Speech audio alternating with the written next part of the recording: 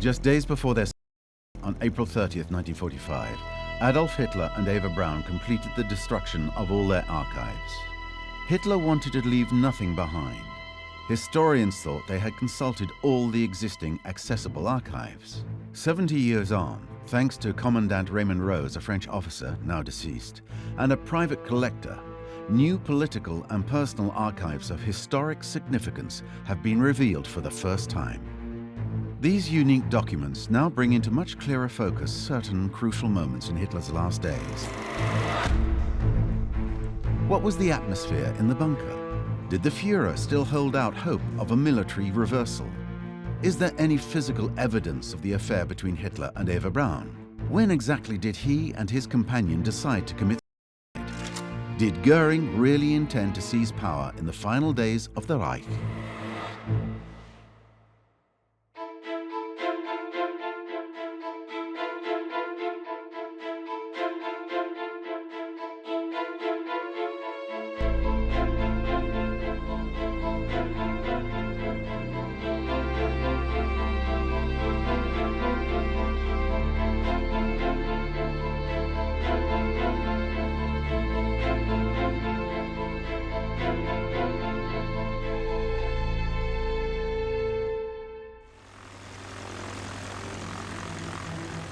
The Third Reich has just been destroyed. Berlin, the nerve center of Nazi Germany, is but a heap of ruins. There is nothing left of this capital city that for a few years made the world tremble. The Westerners would arrive and take possession of their occupation zone in Berlin in June. Then they hurried to visit the bunker. Thousands of people visited, eager for a glimpse of what the Soviets called the beast's lair.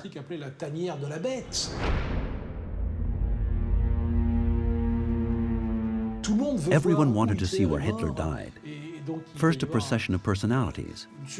Then came the members of the American, British, French, and Soviet occupation forces, all coming to visit the bunker. Among the military personnel who visited the bunker was a group of French officers. In the afternoon of November 25th, 1945, Commandant Raymond Rose entered what remained of Hitler's chancellery through the main entrance on Vossstrasse. They had prepared for this expedition. Like their comrades before them, they hoped to make a few discoveries. Commandant Rose described his foray into the basement of Hitler's last headquarters. He sketched 3 maps of his itinerary and the place where he found the Führer's documents. All that remains of the Führer's chancellery are the walls and empty rooms cluttered with overturned furniture, still bearing the traces of looting. The house is open to all comers. In the main hall, lit by electric torches, you look for a small, hidden door, which leads to an 8-step staircase leading to a second, wider staircase that leads to a vast room with square columns. Though underground, this room is decorated with as much care as any ceremonial hall. Then, at the far end of this already dark room, you must find an iron door with wallflowers. Open it and go deeper underground down a narrow, straight staircase with exactly 26 steps.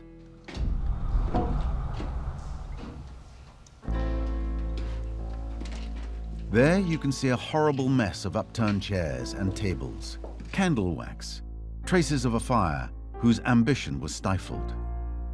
The floor is covered by an incredible mass of papers of all kinds. Administrative letters, ledgers, notebooks leafed through by hands that for 7 months had been searching frantically for the secret that good fortune had turned over to me. In the most remote room, I found the documents that established that Hitler wanted to remain, whatever happened, master against all odds, even despite the events. The small French group made a major historical discovery without really realizing it.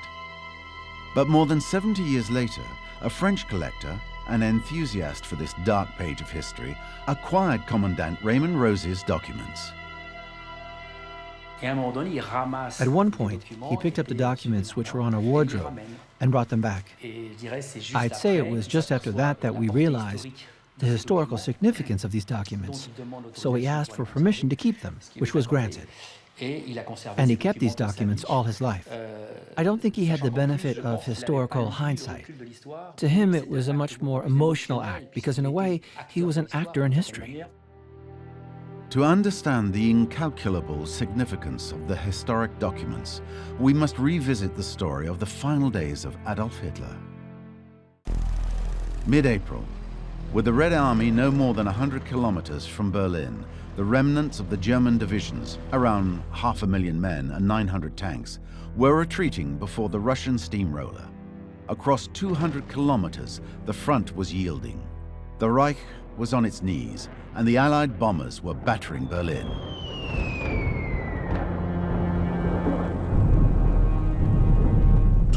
Every 10 days brought a daytime raid by the Americans, but every night harassment raids by the British mosquitoes.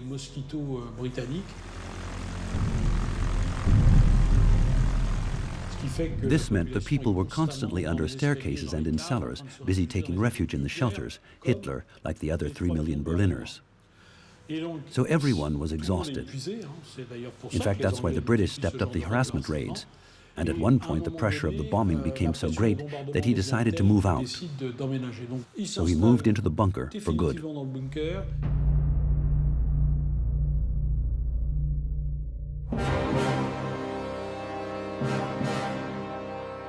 For the desperate Germans, the wait for the final act of the tragedy seemed interminable. The radio aired the last live broadcast of the Berlin Philharmonic Orchestra, the finale of Richard Wagner's The Twilight of the Gods.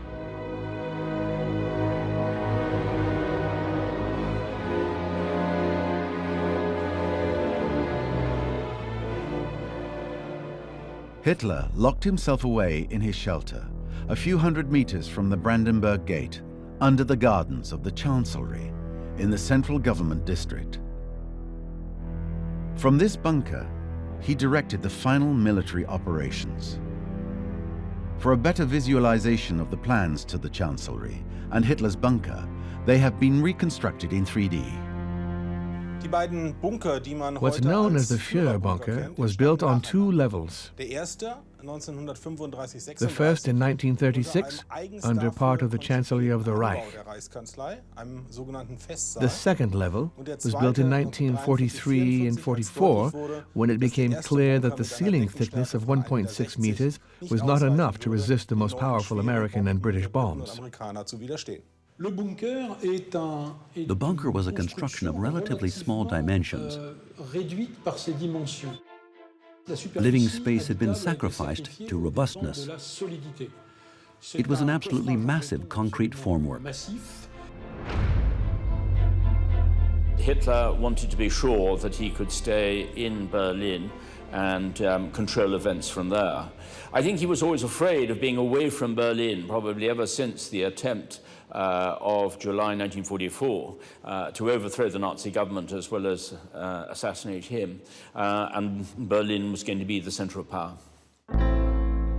Hitler and Albert Speer, his architect and minister of armaments, thought of everything for the bunker. The Führer had to be able to live there for some time with his guards, safe from any air attack. In this part of the bunker, Hitler had planned or ordered a space separate from the rest, a private apartment of 4 small rooms. In the other part of the bunker, there were more rooms, but no privacy. Hitler had reserved 3 absolutely tiny rooms for himself and an adjoining room for his mistress, Eva Braun, with both sharing a small bathroom. There was also a small meeting room where twice a day Hitler would attend meetings to review the military situation with his senior advisors.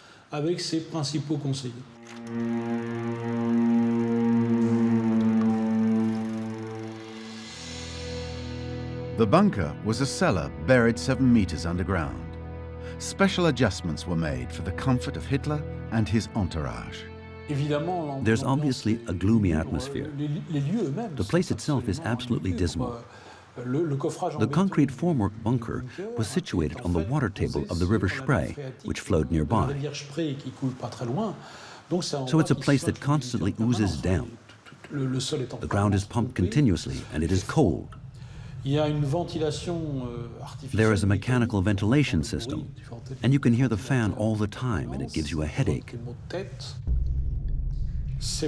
is really a sordid place. In this setting, Hitler was not at his best. He issued contradictory orders. Dr. Morel, his physician, gave him a daily injection of glucose and vitamins, and he was taking a number of drugs. Any of the officers who saw Hitler at that particular time, and I've interviewed a number of them, were shaken when he returned to see what a state he was in. His hands were shaking, he looked absolutely white, he looked as if he was at least 10 to 15 years older than he really was. And so they were appalled, and they were also worried about his mental stability. You can see he was very run down, and actually in the advanced stages of Parkinson's disease. He was bent over, dragging his feet. He couldn't control his left arm, so he has to hold it with his right hand because of the spasmodic shaking. Hitler had a staff of around 30 to keep the bunker ticking over. He was served by his personal guards, the bunker technicians, and the communications personnel. What you have here is the final gathering of the Reich. In other words, Goebbels, who moved his family into the bunker, Bormann, the indispensable personal secretary, and the secretaries.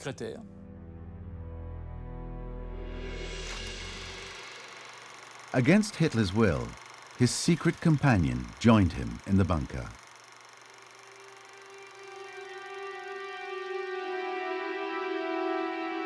In the private collection we found were two extremely important letters from Eva Braun. Here are the originals. This is the first time they've been shown, her last two letters. The first is dated April 19th, 1945, addressed to her best friend, Erta Schneider, who stayed in Bavaria. The secretaries and I shoot every day with handguns, and we're already so proficient that no man dare compete with us. I spend virtually my entire life within that air raid shelter. You can imagine how hard it is to sleep. However, I'm very glad to be close to him, just now.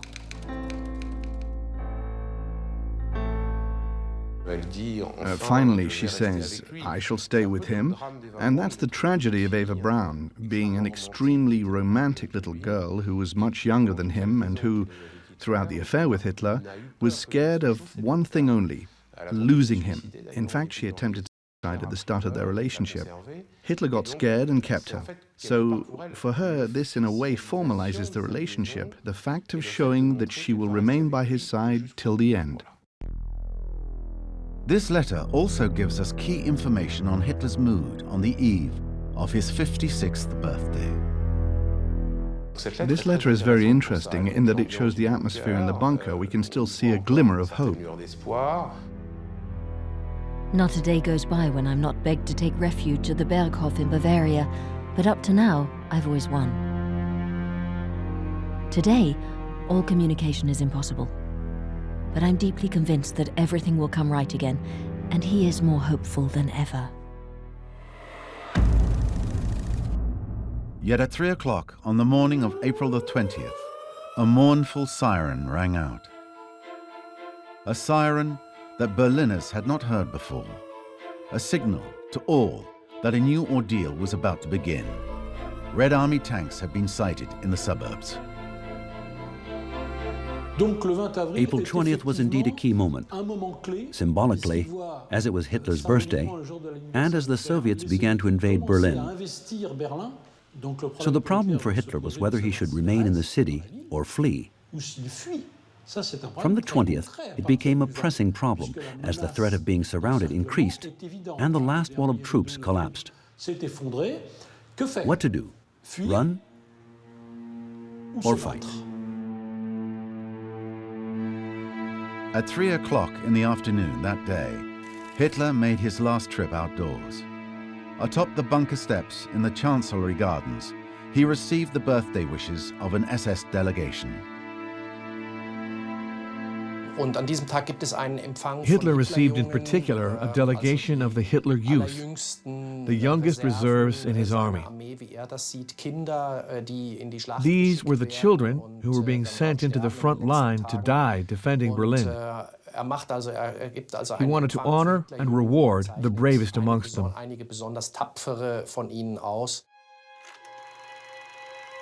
Hitler's left arm was seized by the sheikhs. He shook everyone's hand, patting the cheek of the young people he was sending to their death in the anti-tank units. The youngest was 11, the age that children change schools from junior to secondary. He's really small, around 1.4 meters, and he's in a Hitler Youth uniform. At 4 p.m., just before the military briefing, the Führer received birthday wishes from the senior officials of his party. Himmler, Ribbentrop, Bormann, Dönitz, Keitel, Jodl, Speer and Goering. All his faithful were there, offering congratulations. But Hitler accepted it all very grudgingly, as he was quite obviously not in the mood to celebrate his birthday. I think that the 20th of April in 1945 was probably one of the most grotesque birthday parties as anybody could ever imagine. Here you had Goering that morning, who had blown up his famous chateau of Marienhall to make sure that the Russians could never have it, and then all of his looted treasures, the pictures and all, were taken in a convoy of Luftwaffe lorries down to the south. Then he turns up and he arrives along with Keitel and all the other leaders, the Nazi leaders. Most of them, of course, were just desperate to have permission to leave Berlin because they knew that the city was doomed, and many of them tried to persuade Hitler to leave, not so as necessarily to save him, but purely so as to give them the permission to leave themselves. And that day, his mistress, Eva Braun, gave him a gift. A signed photograph. We found her present. It's an exceptional piece, never revealed to the public, with a remarkable story attached. For years after the war, the photograph and its frame remained with Eva's sister, Gretel. Only when the Braun family disposed of it did a sharp-eyed amateur make the discovery. This dedication is the unique physical evidence of Eva Braun's love for Hitler. All other documents, like their personal correspondence, were destroyed in the final days of the war. She gives him a dedicated photograph of herself in a silver frame that in fact bears her monogram, a club that was designed by Albert Speer. The photo bears the following inscription: "To my Führer, from your faithful Eva."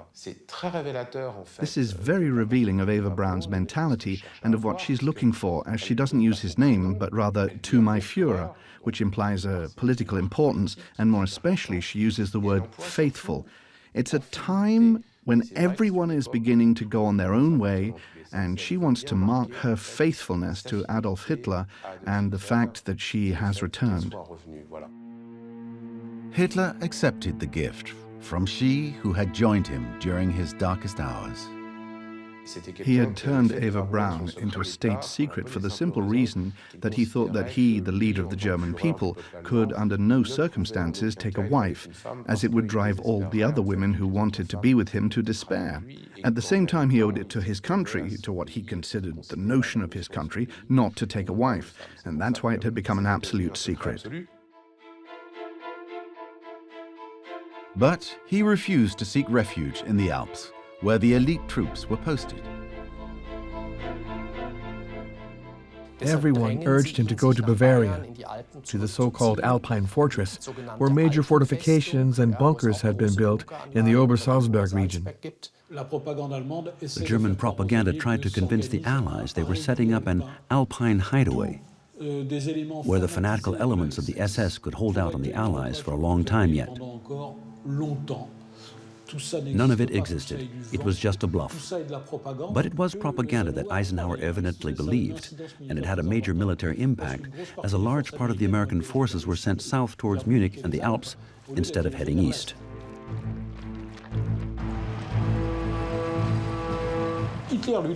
Hitler knew there was no Alpine hideaway. He knew he was just putting off the evil day and decided it was better to die in a staged Wagnerian apocalyptic scene in Berlin, surrounded by his last few troops.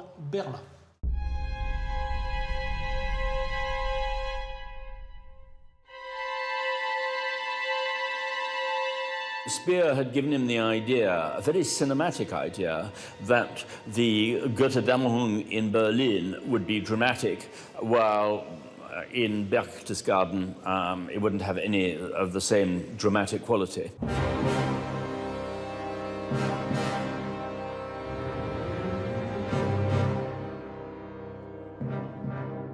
Against the advice of all his staff and those close to him, Hitler decided to stay in Berlin.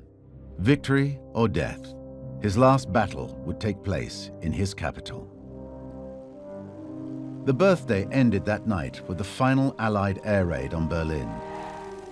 Early in the morning of April the 21st, for the first time since the start of the war, Soviet artillery shells rained down on the stunned city. This was the scenario that nobody had planned. A battle for Berlin. It was obvious that Hitler wanted to make a kind of sequel to Stalingrad.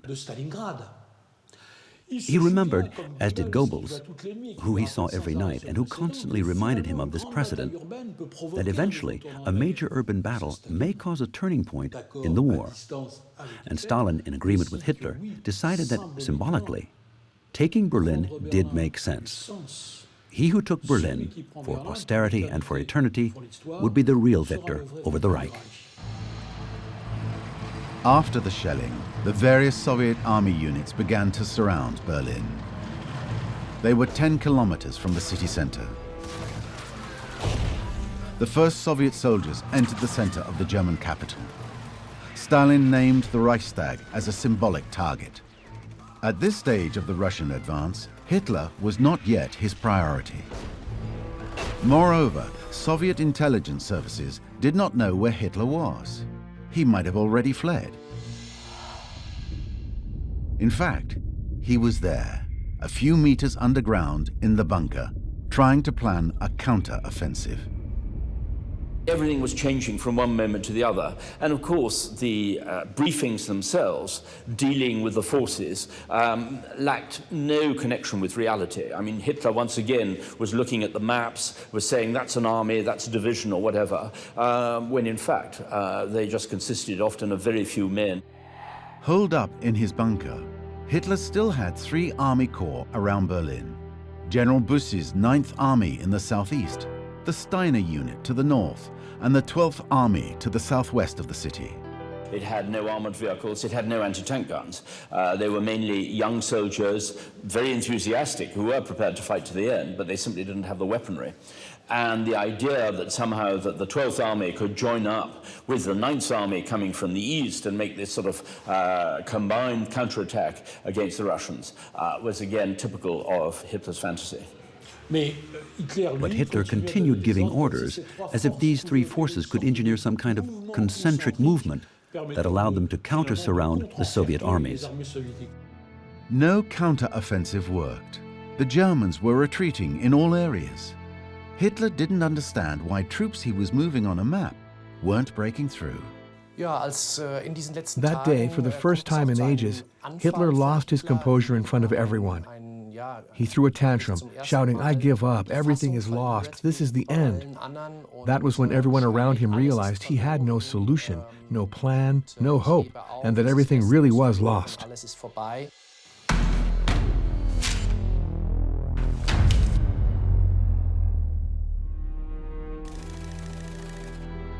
Eva Braun shared her despair with Hitler. She described it in this exceptional document, also revealed for the first time. Her last letter, written April the 22nd, was addressed to her best friend, Erta Schneider. These will probably be my last lines. and my last sign of life. I don't dare write to Gretel, so break it to her gently. They both decided to commit suicide. That was already very important, as Hitler didn't announce it to his entourage on April the 22nd. They would announce it later. In any case, she fully explained in the letter why both of them were set on suicide. I shall send you my jewelry and ask you to distribute it according to my will. I cannot describe to you what I feel and what I suffer personally for the Führer. I cannot understand how everything can just end in this way, but we cannot believe in any God. I fear that the end is nigh. I shall die as I have lived. Keep this letter to yourself until you hear of our fate. I know I'm asking a lot of you, but you are courageous. She says she will send her jewelry at the same time and asks her to ensure that her will, she had made a very clear, very detailed will, she asked her to ensure that her will was executed down to the very last detail. This letter, the will and Eva Braun's jewels, left for Bavaria that same day. Meanwhile, on the evening of the 22nd, Hitler made a declaration to the members of his staff, which included Goering's representative. I'm handing over the reins now. It's over. My successor can see to it. Goering can do it. In 1939 and 1941, Marshal Goering had been appointed the potential successor by decree. But in order to be applied, the decrees required the Führer's signature to make them official. Hitler's words were reported to Goering, installed in Bavaria, where he had taken refuge with part of his staff and one of his advisors, Hans Lammers. Cautious, Goering, the heir apparent, was at first dubious. Is the Führer's decree naming me his successor in 1939 and again in 1941, is it still valid? Has he issued another since? And Lammers said, no, if there had been one, I'd have known, so it's still valid. So they examine it, he thinks about it, and he says, if the Führer did say that, and I'm the next in line, what do we do? Hermann Goering took time to think about it. He was torn between his delusions of grandeur and the prospect of committing a huge political mistake. He decided to sleep on it. In Berlin, the bombing continued. At dawn on April the 23rd, taking all kinds of risks, Albert Speer, architect and Hitler's Minister of Armaments, returned to the capital and was admitted to the bunker. Eva Braun was happy, thinking that now she'd managed to persuade the Führer to leave. She was sadly mistaken. Hitler made his fortune as an architect, gave him access to the highest offices of the state. But it took courage to come and bid farewell. Hitler gave him a fairly cool reception, but understood. Hitler wasn't stupid. He could see everyone around him was bailing out. Albert Speer bade farewell to the man he admired, but also had a confession to make of his own disobedience. Speer had not applied Hitler's terrible order requiring the total destruction of the Reich infrastructures before the Red Army and the Allies arrived. Speer was deeply hurt that Hitler didn't at least show him a little bit more affection or interest, and didn't even show any interest when he confessed to virtually an act of treason. And here we find, in this final moment, an echo of the special relationship between the two men. Speer wanted to tell him.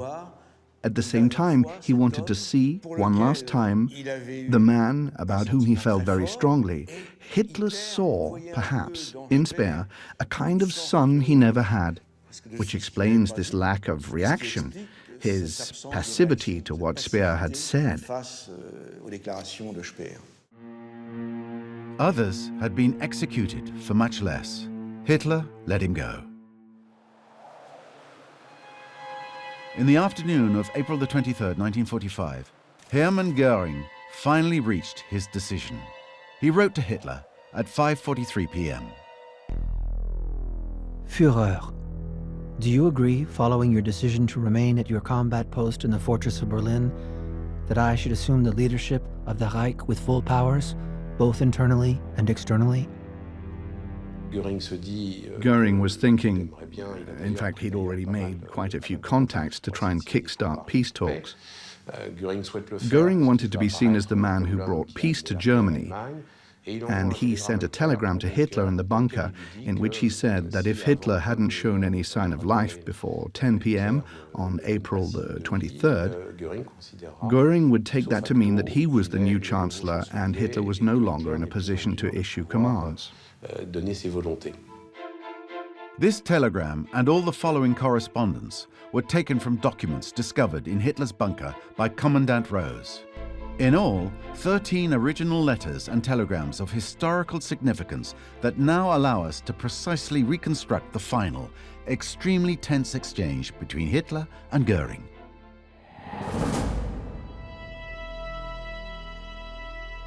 And then he sent a second telegram, this time to Ribbentrop, and probably Kettle too, saying, if the Führer doesn't answer, come and join me in Berchtesgaden, which means I'm taking over.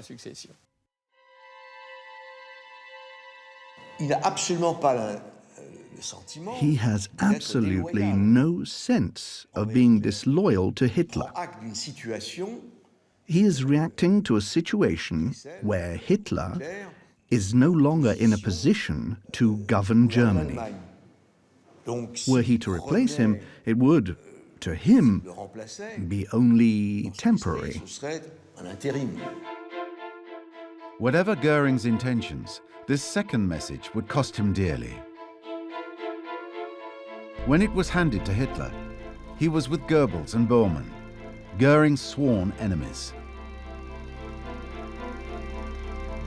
He had underestimated, of course, the way that this would play immediately into the hands of his deadly enemy, Bormann, who immediately presented it in such a way to Hitler that Hitler could only see it as outright treason. And Hitler was, by that stage of the war, absolutely convinced that the only reason why they were losing was because he had been betrayed all around. The same evening, Hitler sent a scathing reply to Hermann Goering. The decree only comes into force when I ratify it. There can be no question of my being stripped of freedom of action. I therefore forbid you to take any action of any kind. Signed, Adolf Hitler. On the recommendation of Bormann, his personal chief of staff, Hitler had Goering arrested. At 56 minutes past midnight on April the 24th, Goering replied in a long telegram in which he denied any ulterior motives. I have done nothing while awaiting your reply and stand ready to serve you. May God protect you. Your faithful Hermann Goering. I beg you not to order Frank to arrest me. I give you my word of honor that I strictly obeyed your orders. Late in the morning of the 24th, Hitler dictated another telegram to Goering.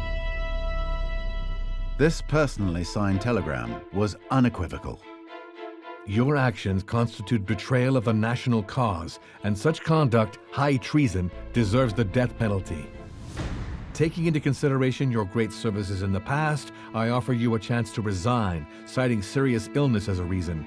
I command you to answer immediately yes or no. In the minutes that followed, Goering answered yes to the Führer's demand. He resigned all his offices for health reasons. This marked the succession to power of a shadowy character called Martin Bormann, his secretary since Rudolf Hess had flown to Britain in 1941. And Bormann gave free rein to the hatred he felt for certain personalities, in effect, flexing his newfound muscles. Goering was devastated, but that wasn't enough for Bormann. Bormann, who had his own communications center in the bunker, took advantage of Goering's disgrace to advance his pawns. Without informing Hitler, he gave a final order to the officer charged with watching him. Bormann ordered him to execute them all once Berlin had fallen, or this scenario wasn't enacted, because the SS major who had been handed the mission when Berlin did fall thought that the killing would be pointless. So he didn't carry out the order. Why did he say after the fall of Berlin? Because he knew Hitler wouldn't be alive, so he could settle his scores. Knowing that Goebbels would follow Hitler, he thought, if I can get rid of Goering too, that'll just leave me.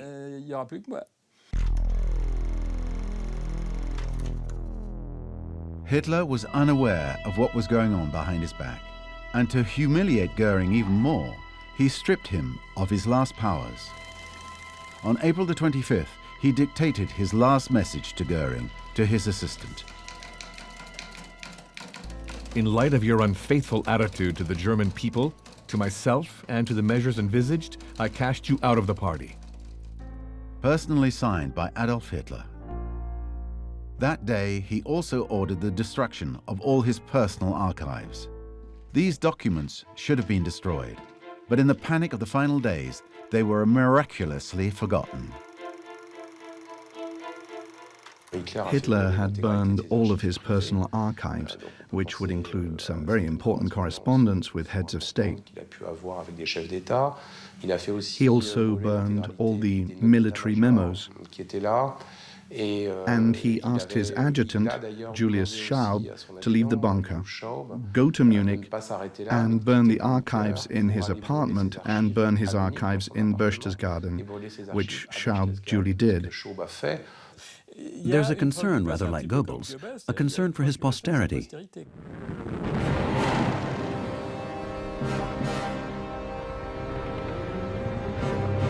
The fighting drew nearer. Hour by hour, the Soviet troops advanced.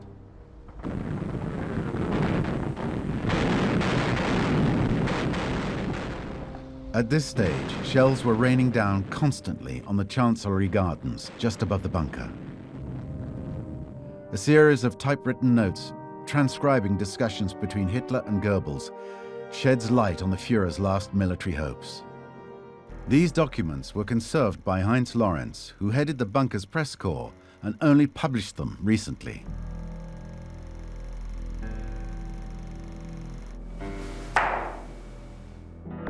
I can carry off a victory here in Berlin. If I obtain that, even just a moral victory would at least have a chance to save face and gain time. In Berlin, our success would have been a global reach. Such success could only be obtained here, where the eyes of the world are trained. A reversal is only possible if I manage to impede the Bolshevik Colossus. Then the others might come to the conclusion that the only one capable of stopping the Colossus is me, the party, and the German state. All these Soviet armies were concentrically advancing towards the Reichstag and the Chancellery, not very far away. For civilians, the ordeal was never ending. You can imagine the cellars, totally packed. No water, no telephone. Food was becoming a dramatic problem. When a horse was killed in the street, people risked their lives rushing over to cut off a piece of meat.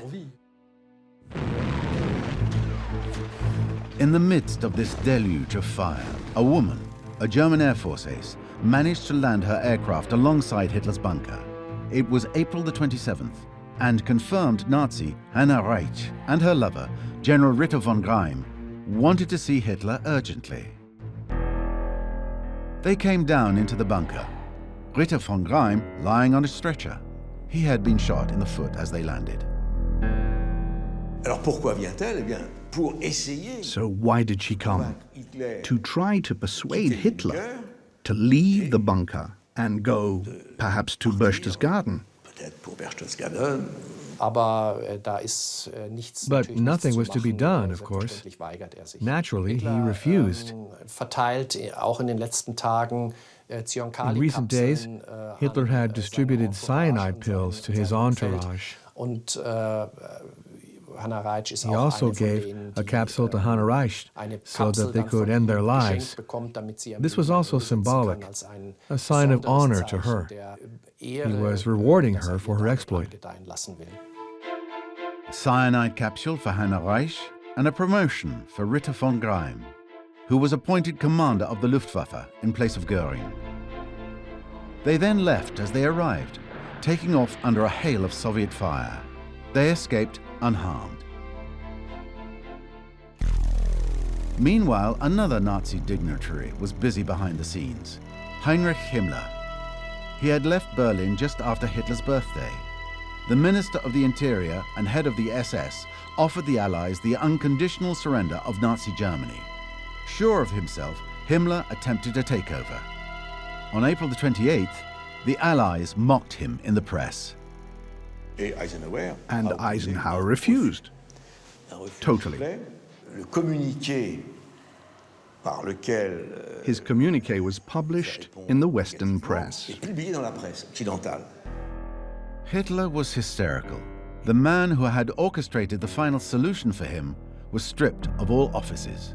This latest betrayal by one of his closest acolytes threw him into a furious rage. Still in Berlin, but outside the bunker, SS General Hermann Fegelein was Himmler's liaison officer with Hitler. Hitler was in a mood for vengeance, and the whole idea that Fegelein was ready to leave Berlin, that he was somehow associated with Himmler in what Hitler saw as treachery, meant that he was determined to have him shot. General Fegelein was also Eva Braun's brother-in-law. He was married to her sister Gretel, and Hitler had personally attended their wedding. Eva Braun was not even prepared to beg for the life of Fegelein. She was actually horrified that he was attempting to desert, to abandon the Führer, and she was not going to abandon the Führer, and she felt it was an act of cowardice of him to attempt to escape with his mistress. The fact also that he was betraying her sister by being unfaithful meant that she had no pity for him. Psychologically, Hitler reeled under the blow. In a final conversation, typed and conserved by press officer Heinz Lorenz, Hitler and Goebbels half-heartedly discussed the military situation. If only Wenck would come. I shall try to lie down for a while. I only want to be awoken if a Russian tank pulls up to the bunker, that I might have time to make my arrangements. Now it is my turn to obey the orders of fate. Even if I could save myself, I wouldn't. A captain does not leave a sinking ship.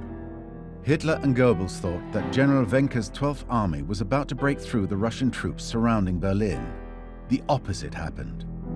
Barely had it arrived than the 12th Army retreated in chaos. Rumor and false report were the people's exhaust valves. For instance, on April 28th, leaflets rained down on Berlin, announcing the arrival of the Wenck army from the southwest. A German army coming to break the Soviets' vice-like grip? That was obviously a lie. The Wenck army was already being kicked out of Potsdam. It would never make it to Berlin itself. But people believed in anything.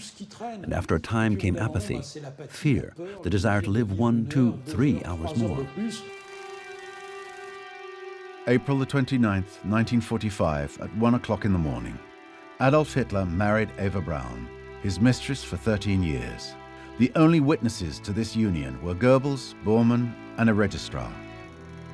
A marriage certificate was signed by the married couple and their witnesses. Hitler pointed out that the ceremony took place at Eva Braun's behest. Surreal, given the circumstances.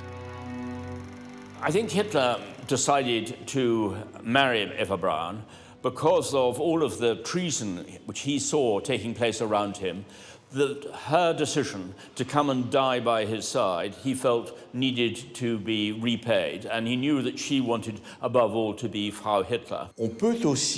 We can also see another meaning. Confirmation that Hitler had understood that the game was up. Why? Because in happier times, his view was, I have only one wife, Germany. And in the name of this great principle, he refused to marry. After a glass of sparkling wine with Eva Braun and the last handful of faithful followers, Hitler withdrew to the meeting room and called his secretary, Traudl Junge. He quickly dictated his political will and testament without hesitation or correction. He'd learned nothing and forgotten nothing. There's still exactly the same obsessions with the Jews, exactly the same obsessions that he'd never been done anything wrong, he'd never made any mistakes, it had purely been the question of betrayal. We know that he was a thoroughgoing pathological anti-Semite. I fell victim to the two faces of international Jewry. Its Judeo-Bolshevik face to the east and the face of the international Jewish financiers in the west. While the final act of the Hitlerian tragedy was being played out in the bunker, the Red Army launched its last great offensive. The Soviets stopped 500 meters from Hitler's bunker, unaware of its existence. They didn't even know whether the Führer was still in Berlin. They thought that all the high-ranking Nazis were in the Parliament building, the Reichstag. Their target was the Reichstag. In other words, he could have stayed in his bunker another couple of days, and nobody would have been the wiser. Once the Soviets had seized the Reichstag, they expected to find the whole government there. They didn't find it, but that was their aim.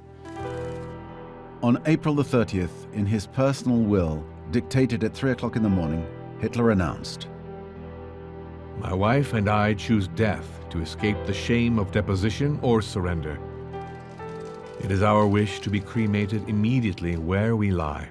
Hitler did not want to have his corpse shown as a symbol or as a trophy captured by the Russians. So that's why he wanted to have his body and Eva Braun's body burnt together. I found in the Russian archives the paper, and one could see it was typed with the special Führer type for Hitler, describing the death of Mussolini. Hitler was determined not to have his body strung up like Mussolini's in Italy, and wanted to have his body destroyed completely.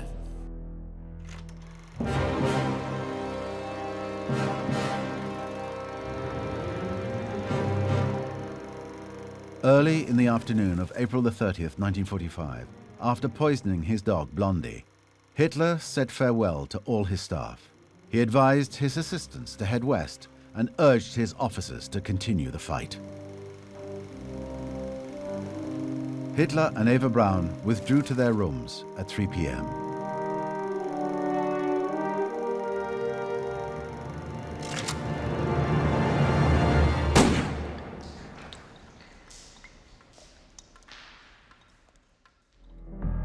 The bodies of Eva Braun and Hitler were immediately burned in the Chancellery Gardens, close to one of the bunker's exits. The next day, May the 1st, Magda and Joseph Goebbels committed suicide by gunshot after poisoning their 6 children. The Second World War ended as it had begun, at the behest of Adolf Hitler. For his posthumous posterity, he chose the grandiose mass finale of the Battle of Berlin. He only resigned himself to his own death at the last moment, 48 hours before Soviet soldiers entered the bunker on May the 2nd, 1945 at 3 p.m. Military operations continued until the signature of the German surrender on May the 7th and 8th in Reims and Berlin. The Nazi regime lasted until May the 23rd. With the Führer departed, the pressure was off and everything quickly ground to a halt. But what became of Hitler's body? Who found it first? Smersh agents found the spot covered in soil and underneath the bodies of Hitler and Eva Braun. They took them out of the ground, put them in wooden boxes, because the bodies were burned but not completely destroyed, and sent them for autopsies and to check their teeth. Hitler had a very distinctive bridge. He hated going to the dentist. He had a totally unique bridge, especially made for him, in gold. Once the remains had been formally identified by the Soviet secret services, the myth-making could begin. Stalin did not inform Marshal Zhukov, victor of the Battle of Berlin, of the discovery of Hitler's body. He knew that Hitler was dead, but didn't tell Zhukov, which meant that when Zhukov, who took the Reichstag and was designated, even though Konev had played a part, as the victor of Berlin, when Zhukov gave the famous press conference before the world's assembled journalists, he told them, "We did not identify the body of Hitler. He could have flown away from Berlin at the very last moment." It didn't make sense, because Stalin knew very well he hadn't flown away. But the whole world retained that incredible phrase, what if Hitler wasn't dead? What if he got away? That was the starting point for all the fantasies about Hitler's fate. For at least 30 years, Stalin's omission fueled a delusional pseudo-historical literature. Hundreds of books, articles, and testimonies recorded sightings all over the world, particularly in Latin America. Why did Stalin fail to mention the information concerning Adolf Hitler's body? It was Stalin being duplicitous. He possessed a piece of information that he wouldn't divulge because he would use it periodically in his propaganda to leave a doubt hanging over Hitler's flight to the West. It supported his Cold War line, which went, there is only one anti-fascist power in the world, and that is the Soviet Union. The proof is that perhaps Hitler survived and is being hidden by the Americans or their cronies. It was a propaganda weapon and nothing more. What became of the bunker? Was it destroyed? The spot where Hitler ended his days did not become a memorial for those nostalgic for the Reich. After the fall of the Berlin Wall in 1989, the West found out that the former gardens of the Chancellery under which the bunker was built had become a parking lot for the residents of these apartment blocks. It wasn't until 70 years later that a Berlin association installed these signs that provide a precise account of Hitler's last days in the bunker. To date, Soviet authorities have still given no explanation of what was done with the remains. As for the historical documents discovered by Commandant Rose and Bruno Ludu, they have now been made public. They enable us to round out some fundamental aspects of the political and personal story of the 20th century's greatest criminal.